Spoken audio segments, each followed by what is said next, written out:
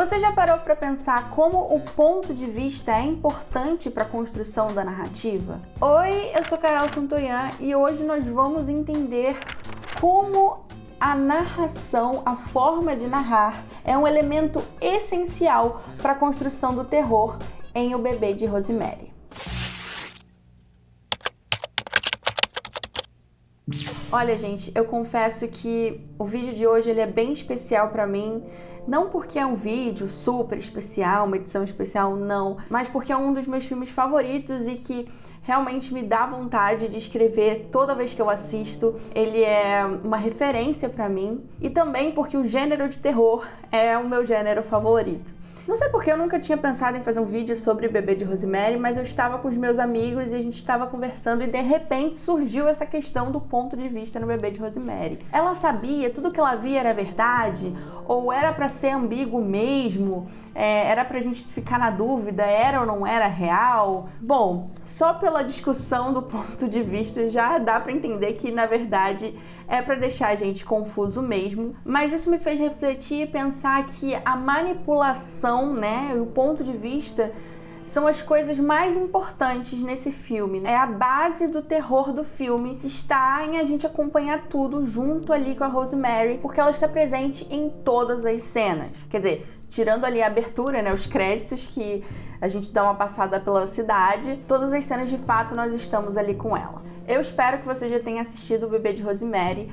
Eu não posso dizer que aqui a gente não vai ter spoiler, tá, gente? Então vai ser um vídeo que eu vou ter que falar algumas coisas pontuais da obra, justamente pra gente poder entender essa questão da manipulação do ponto de vista e da narração nos filmes. Então se você não assistiu e não tem problema com spoiler, tá tranquilo, mas se você assistiu, eu tenho certeza que esse vídeo vai ser muito bom, assim, pra você poder entender certos conceitos. Porque antes de eu entrar no filme propriamente dito, eu quero conversar com vocês a diferença entre história e enredo.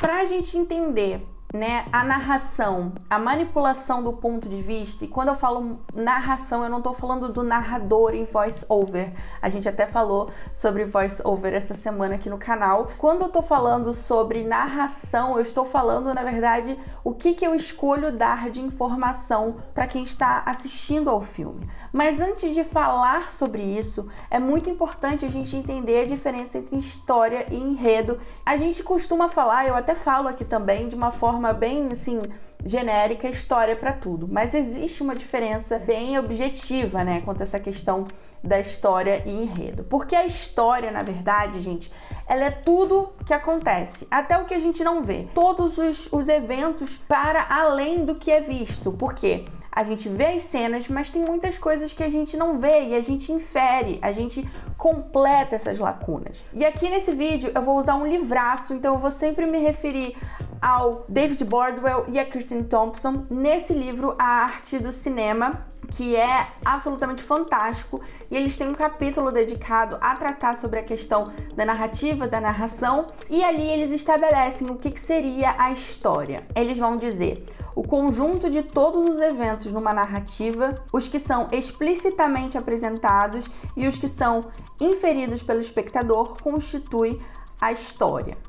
Por exemplo, em O Bebê de Rosemary, a gente vai ter ali essa mulher que aluga um novo apartamento, e aí ela vai decorar o apartamento, e aí ela fica grávida, e aí a gente vai passar os 9 meses com ela até ela ter o filho. Só que esses 9 meses não são mostrados integralmente no filme. Então, tudo isso ali, todo esse macro que a gente não vê, a gente infere, também faz parte da história. O que a gente vê, as cenas do filme, o que está visível e audível pra gente é o enredo. Sobre o enredo, Bordwell e Thompson falam: o termo enredo é usado para descrever tudo o que está presente de maneira visível e audível no filme que assistimos.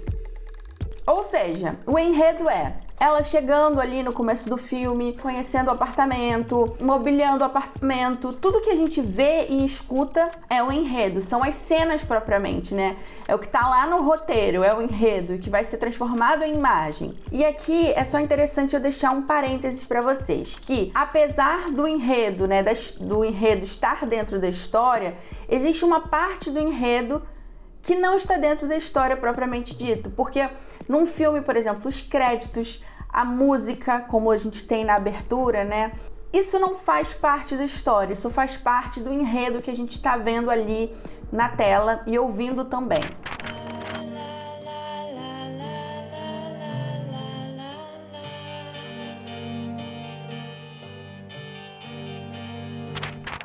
E aí você deve estar se perguntando, tá, Carol, mas o que isso tem a ver com ponto de vista? E eu digo, gente, tudo, tem tudo a ver.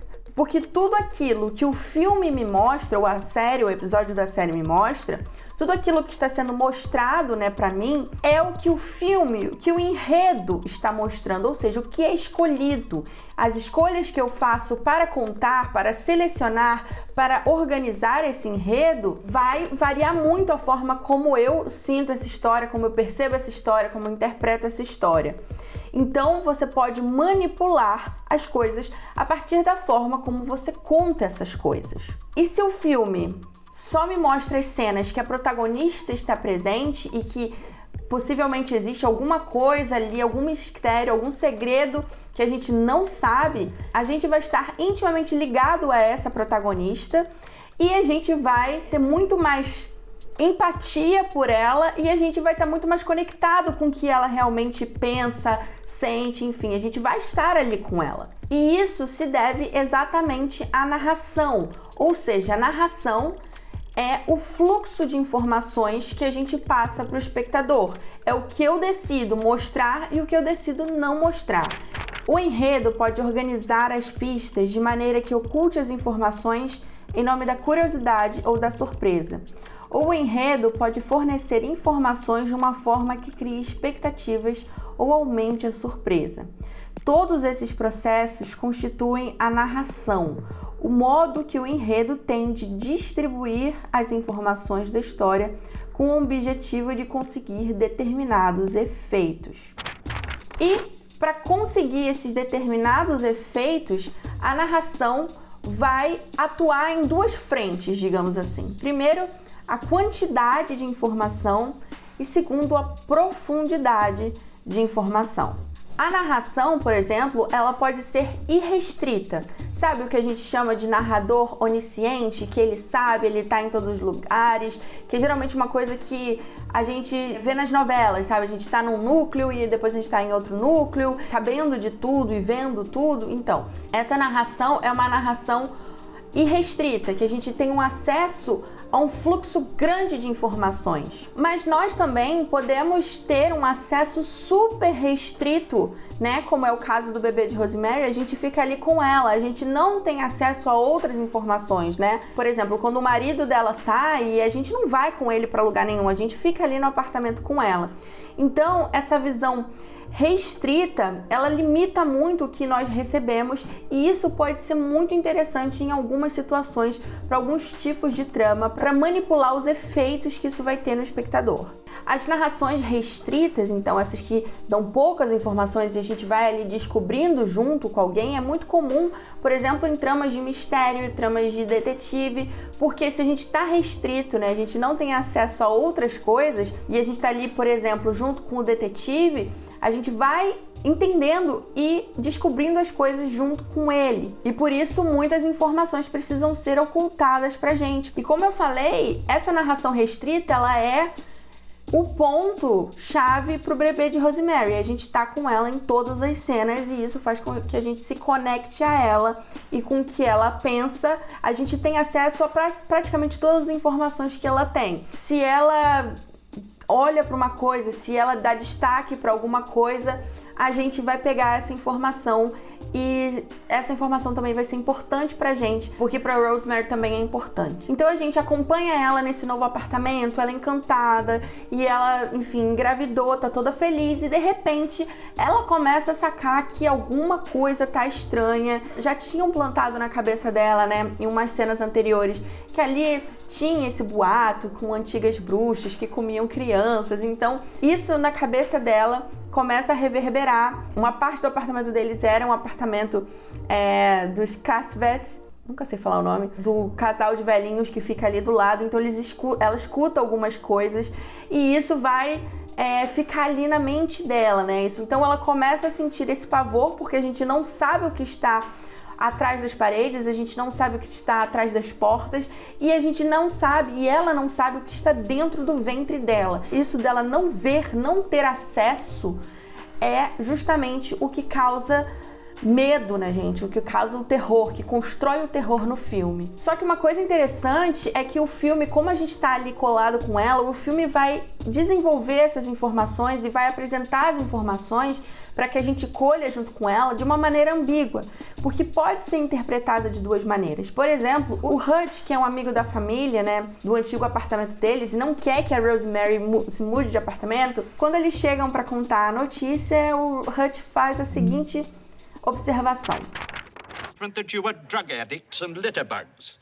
Instead, I decided to lie and tell them you were wonderful tenants. Ah, you're great, Hutch. Ou seja, o Hutch inventa ali uma mentira de brincadeira, mas logo depois ele vai falar isso aqui. The Trent sisters were two proper Victorian ladies. They cooked and ate several young children, including a niece. Oh, lovely. Adrian Mercato practiced witchcraft. He made quite a splash in the 90s by announcing that he'd conjured up the living devil.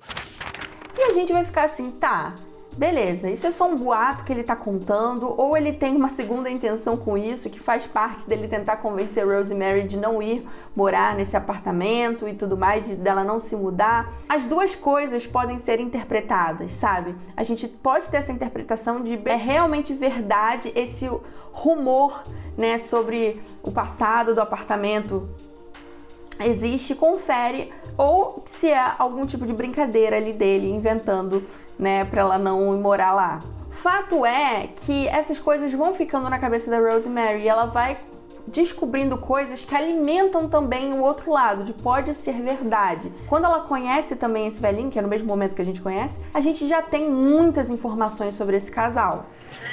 You folks the Casvets on the 7th floor? We are. E essa ambiguidade, ela vai percorrer todo o filme. É realidade ou é um devaneio? É uma coisa da cabeça dela? É uma paranoia? Enfim, essa atmosfera de paranoia, ela é a atmosfera do filme. Ela é muito importante. E essa ambiguidade só existe porque a gente não tem acesso a todas as informações. E essa ambiguidade, ela é acentuada por uma outra característica, que é a profundidade. A gente já falou da quantidade e agora a gente vai falar da profundidade. A profundidade da narração, ela envolve o quanto que a gente vai ter acesso ao psicológico, né? Ao que ela tá pensando. Então a gente vai ter ali níveis de profundidade. A gente pode ter uma narração mais objetiva, que é a gente vê o comportamento, o que ela faz, o que ela fala, mas é uma coisa mais objetiva. A gente pode ter uma narração subjetiva, que é o ponto de vista subjetivo dela, ou seja, a gente olha pelos olhos dela o que ela está vendo. E a gente pode ter uma narração com um ponto de vista assim, mental, que a gente vê o que ela está pensando. Então é uma narração de subjetividade mental. E no Bebê de Rosemary, eles vão usar esses 3 níveis de profundidade em momentos precisos para que cause suspense, para que a gente duvide da realidade, como ela se apresenta, para que a gente duvide, às vezes, da personagem, mas principalmente das pessoas que estão ao redor dela, e isso vai numa crescente. Então, apesar da Rosemary estar em todas as cenas, nem sempre a gente sabe na hora exatamente o que ela tá vendo junto com ela, ou seja, a narração não é sempre subjetiva. Às vezes, como na cena da cabine telefônica, a gente vê coisas antes da Rosemary por conta de uma narração mais objetiva ali.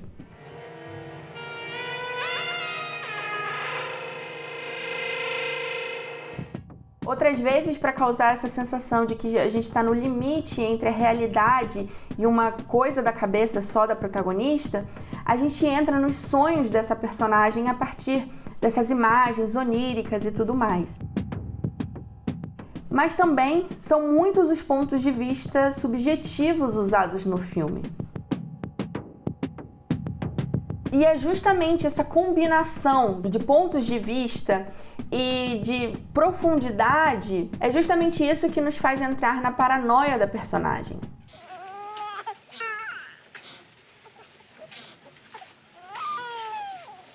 E ao final, estamos tão conectados com ela que nos aterrorizamos com o que ela vê, mesmo não vendo subjetivamente o que ela vê. A gente entende o horror através dos seus olhos. What have you done to it?